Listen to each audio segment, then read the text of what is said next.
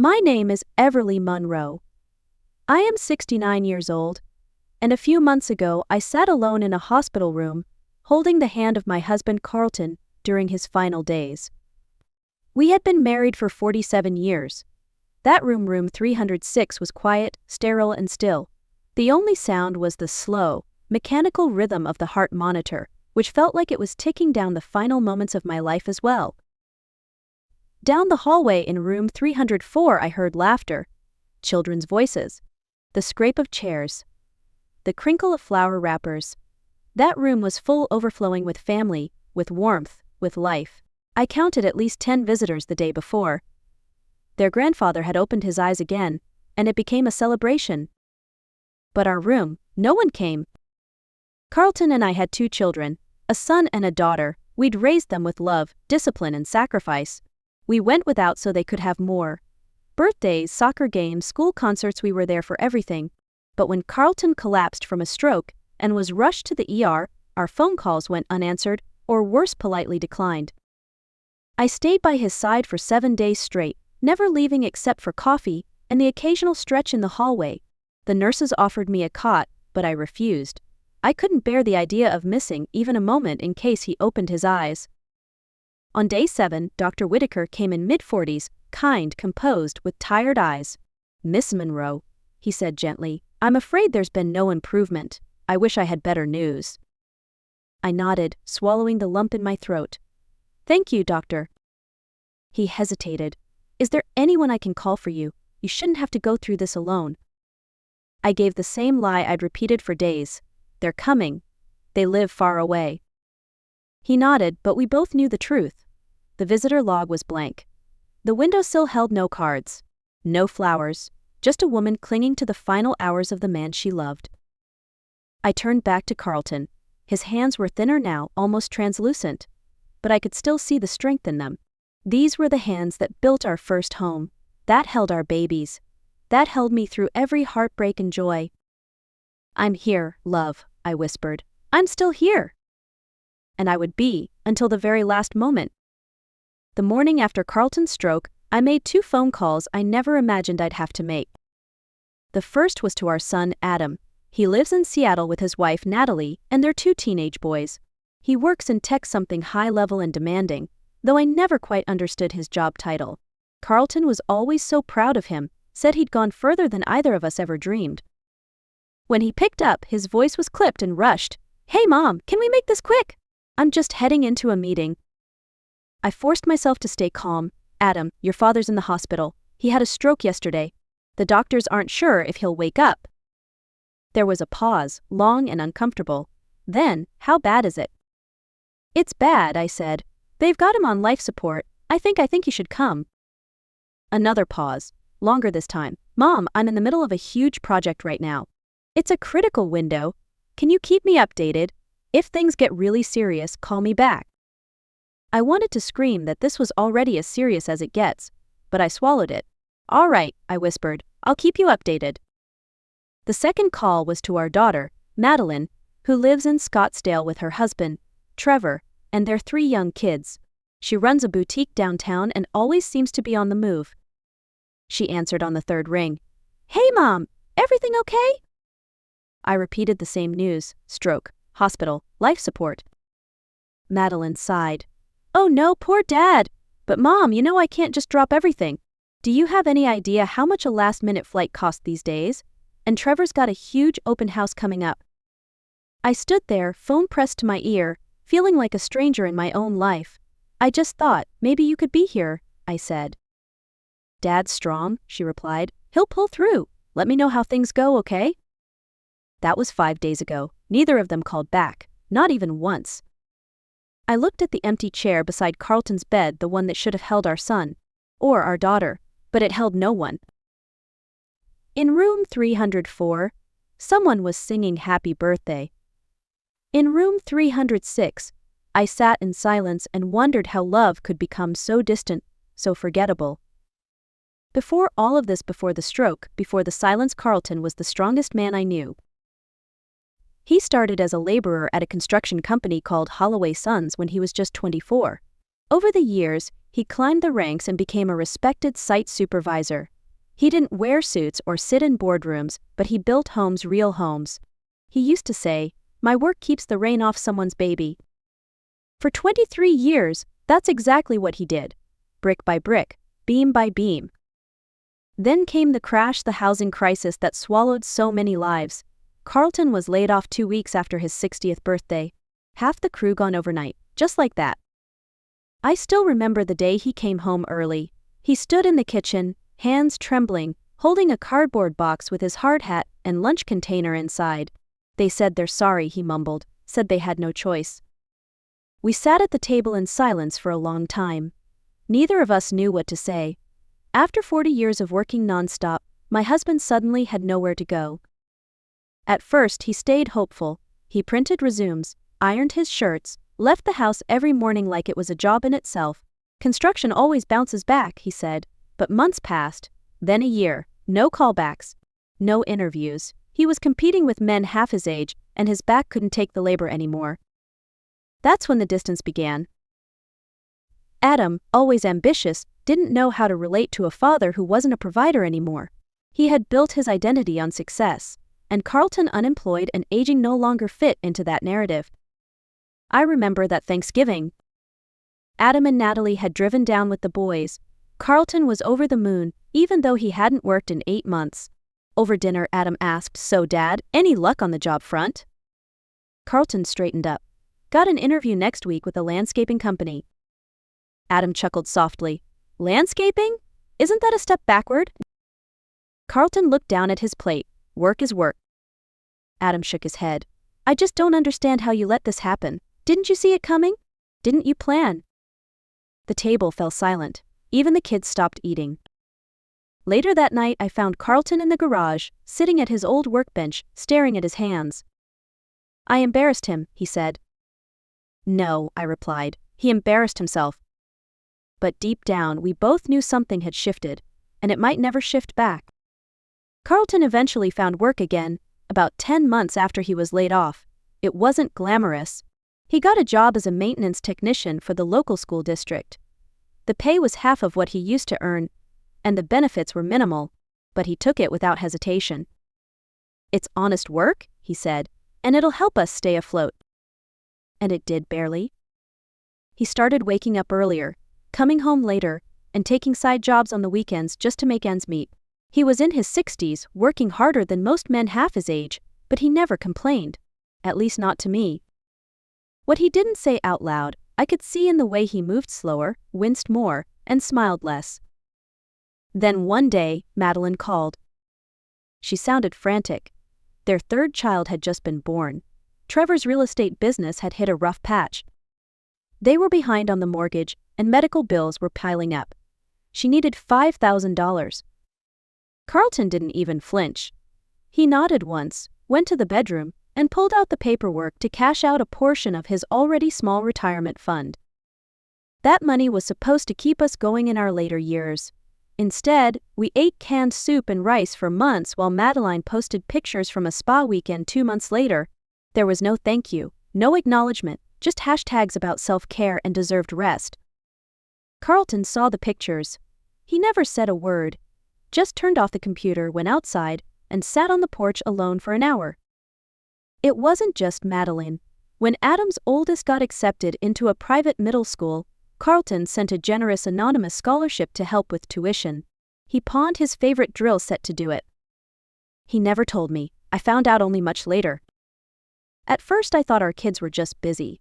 That life had simply pulled them away. But over time, the pattern became impossible to ignore. Calls came less often, visits were rare.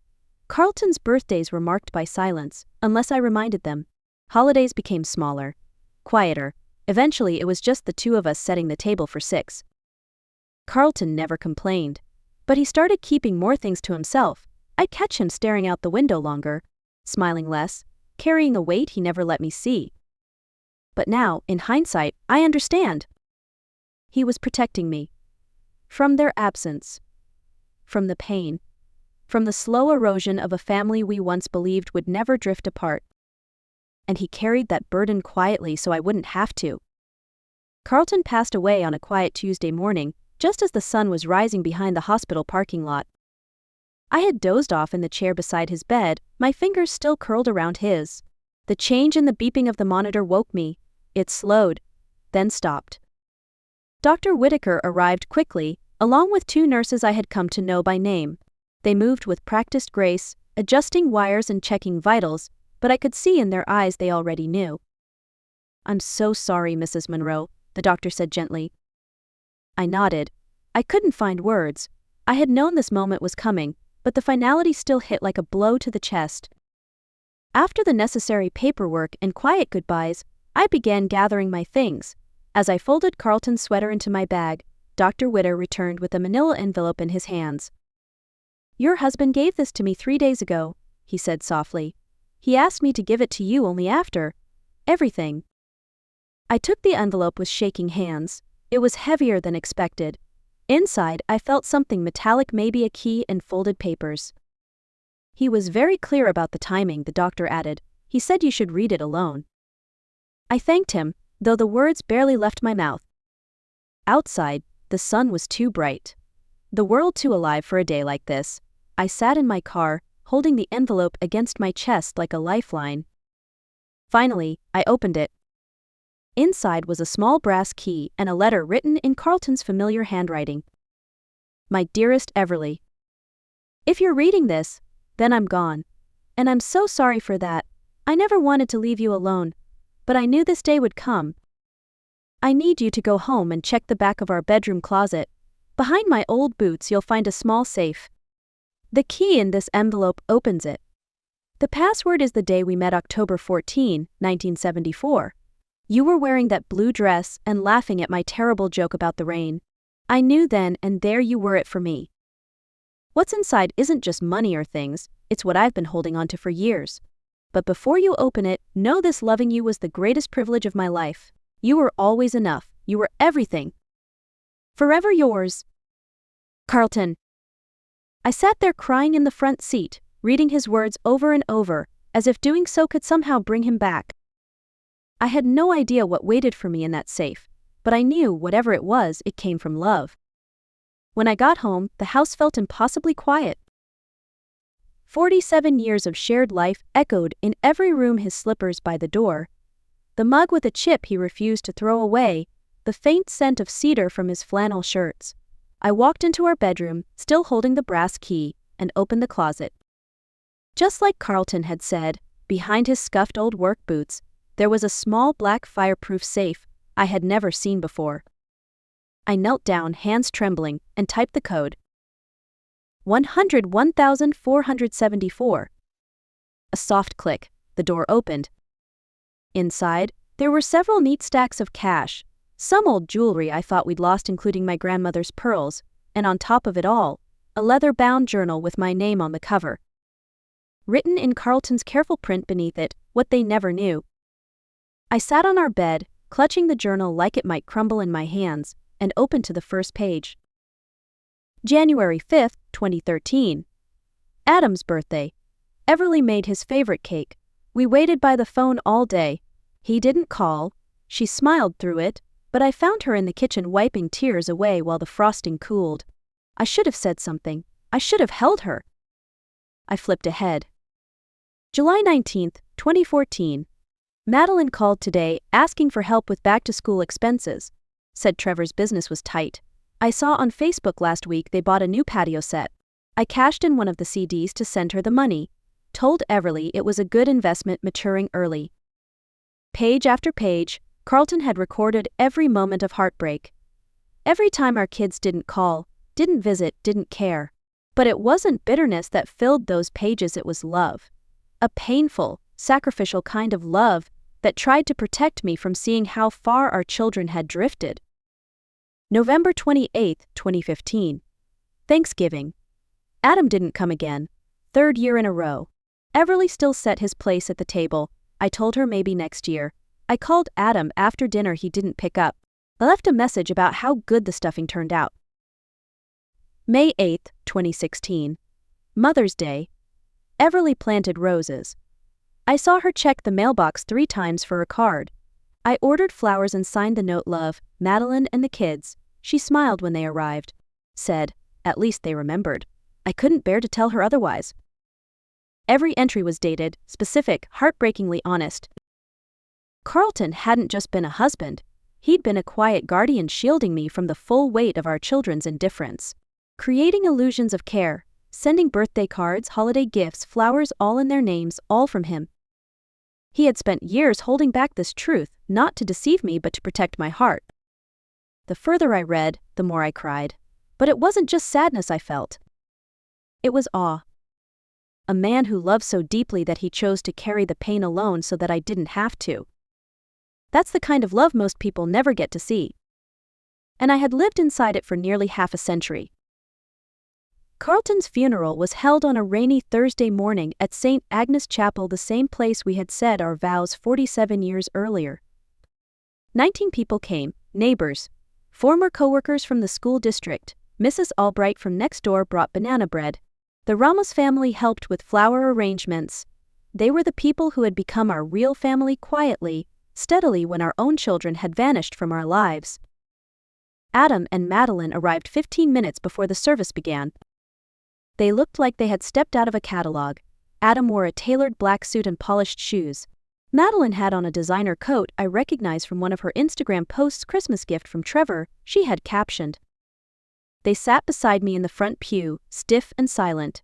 Adam checked his phone twice. Madeline dabbed her eyes, but no tears came. After the service, we gathered in the church hall for a simple reception. People shared stories how Carlton fixed their porches without charging a dime, helped tutor a neighbor's son in math, shoveled snow for a widow on our street. Adam and Madeline stayed in the corner, speaking in low voices. I overheard bits of conversation. The house, she can't manage it alone. Probate will take forever unless we get started now. As the last guest trickled out, they approached me together. "Mom," Adam began, his tone businesslike. "We wanted to talk about the estate. The house, the finances, all of it." Madeline gave a tight smile. "We know this is a difficult time, but you shouldn't be living here alone.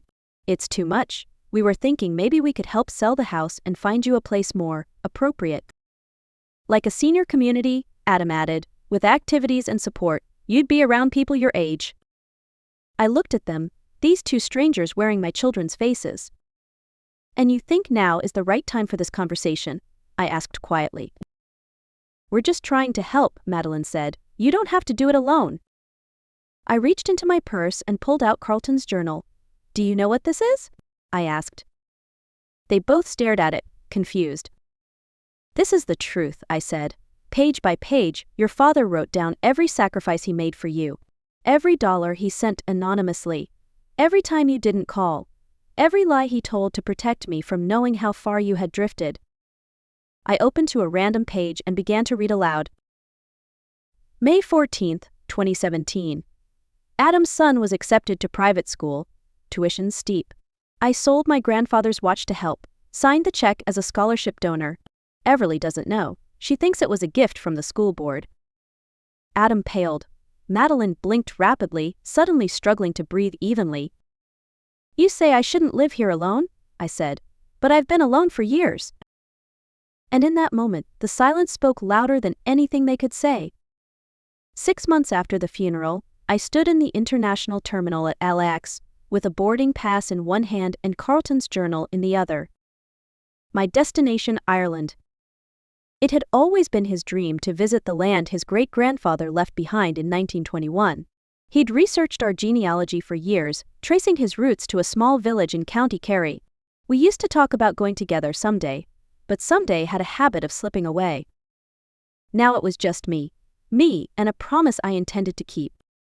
The flight was the first time I had left the country in over 30 years, and the first time I'd traveled alone in my life. I was nervous, but also free. 3 days later, I stood in the village of Dunmore, in front of a weathered gravestone that read, Patrick Munro, 1842, 1906. Farmer, father. Dreamer. I had brought a small pouch of soil from our garden soil Carlton had turned with his own hands. I sprinkled it over the grave and whispered, "He made good on your dream. He built a life you would have been proud of." Later that day, I met Father Keane, the local priest. He showed me parish records, old maps, and even a crumbling photograph of a young man with Carlton's chin and eyes. "Your husband came from good stock," the priest said, "hardworking, loyal, quiet in their kindness." Those words followed me as I explored the countryside, rolling hills, stone fences, cottages with bright doors and burning peat fires. I thought about Carlton constantly. But it wasn't painful. It felt like he was finally free to be with me, not bound by duty, not weighed down by sacrifice. Just present. One morning in Galway, I met a woman named Nora who ran a cozy bed and breakfast. Over tea, she asked about my family. I told her the truth, no dramatics, no bitterness. "My husband passed last year," she said softly, "and sometimes I think that's when my life began again." We smiled at each other in silence. Before leaving, I bought a small stone from a shop. It was engraved with an old Irish blessing. "May you always walk in sunshine, and may you never want for more." That stone sits in Carlton's garden now, next to the roses he planted and the bench where he used to drink his morning coffee. Ireland gave me something I never expected: permission to start again. Not as someone's wife or mother or widow, but as a woman who still had stories left to live. 3 weeks after I returned from Ireland, a silver SUV pulled into my driveway. It was Madeleine. She stepped out, overdressed in a silk blouse and heels, as if unsure whether she was attending a family visit or a board meeting. I was in the garden, pruning the hydrangeas Carlton had loved. She stood there awkwardly, clutching her purse like a shield. "Hi, Mom," she said. "I hope it's okay I came by." I didn't answer right away, just kept trimming a blossom that had browned in the sun. "It's your choice, Madeleine," I said finally. She walked slowly toward me, stopping just short of the garden gate. "The flowers look beautiful. Dad would be proud." I set down my clippers. "Your father was proud of many things," I replied. "Most of them you never bothered to notice." She flinched but didn't retreat. "I've been thinking a lot," she said, voice unsteady, "about what you said at the funeral. About the money. About everything Dad did." She opened her purse and pulled out a small folder. "Trevor and I calculated everything: the scholarships, the gifts, the help. We want to pay it back. All of it. Every cent." I looked at her, this grown woman who had once been my little girl, who used to climb into Carlton's lap and call him her hero. "Why now?" I asked. "Because it's the right thing to do," she said quickly. "Because we should have been there for him. For you." I shook my head. Returning his money won't return his presence. It won't undo the birthdays missed or the phone calls ignored. It won't fill the chair in the hospital room where you should have been. Madeleine's eyes welled with tears, real ones this time, not performance, not guilt, just grief. "Then tell me what I can do," she said. "How do I make it right?" "You can't," I said softly. "Some things can't be fixed, only learned from." She nodded slowly, her hands tightening around the folder. "But if you truly want to honor your father," I continued, "then don't do it for me. And don't do it to clear your conscience. Be a better mother to your children than you were a daughter to him." I turned back to my garden. She stood there for a while, then quietly walked to her car and drove away. I didn't follow her. I didn't invite her in. Forgiveness is a process, but so is self-respect. And I was just starting to remember what mine looked like. That night, I sat on Carlton's side of the bed, holding his journal in my lap. I opened to the final page. January 10th, 2023. If something happens to me, I hope Everly knows that every decision I made, every sacrifice was never about obligation. It was always about love. She was more than enough. She was everything. I closed the journal and pressed it to my chest. Carlton had given up so much. His money, his health, his pride, all to shield me from a truth he believed would break my heart. But he was wrong about one thing. It didn't break me. It woke me up. His love was never weak. It wasn't about avoidance or enabling. It was about protecting me while he could. And now it was my turn to protect his memory. Not with anger, not with bitterness, but by living. I booked a trip to Scotland the next morning. Carlton always wanted to see the Highlands. And this time I wouldn't go alone. Because I carry him with me quietly, faithfully in every step I take. If this story has found its way to you, tell me. What would you have done in my place? Leave a comment, share this story. And never forget, real love leaves a legacy. A quiet, unshakable legacy.